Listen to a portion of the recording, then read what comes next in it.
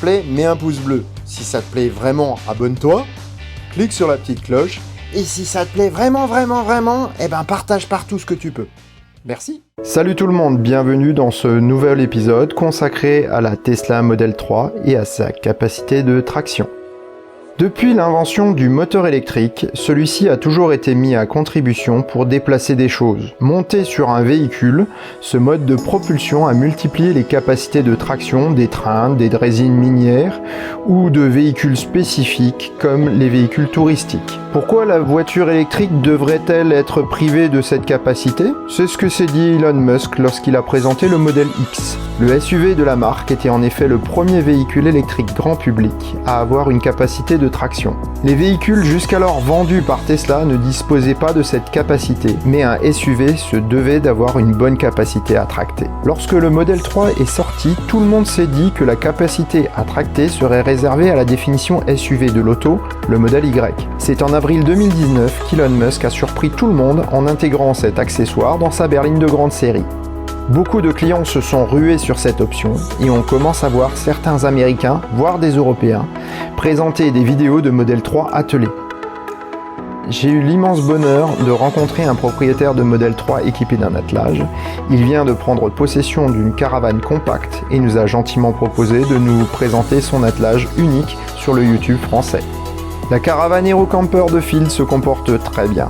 Sa Tesla Model 3 Long Range Dual Motors est bien assez puissante pour le poids à vide des 750 kg environ de la bête. Compacte, la caravane permet de loger 2 personnes et d'avoir des services de base comme un point d'eau ou un frigo en option. Facile à manœuvrer, elle se conduit avec un permis B et ne demandera qu'un petit peu d'habitude. À la conduite, le gabarit se ressent tout de même sur les suspensions, pourtant fermes du Model 3, et au niveau du freinage.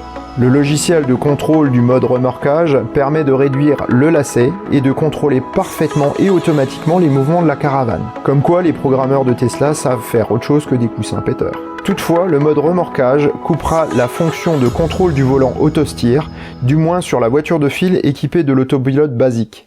Le régulateur adaptatif, en revanche, reste parfaitement fonctionnel. La forme de goutte d'eau de la caravane danoise évitera une trop grande consommation. C'est à relativiser tout de même puisque Phil a enregistré des consommations de l'ordre de 240 à 300 Wh par kilomètre sur les premiers trajets de test. La largeur de la caravane étant proche de celle de la voiture, les extensions de rétroviseur sont inutiles. L'installation d'une caméra Wi-Fi est pourtant jugée nécessaire par Phil. Cela fait partie des améliorations prévues dans un proche avenir. En conclusion, la Model 3 s'en sort très bien pour tracter une caravane compacte. Elle sera une alliée de choix pour des vacances réussies en couple ou en petite famille pas trop nombreuse. Bonnes vacances Phil, bonnes vacances Azuro, merci de nous avoir présenté ce bel ensemble.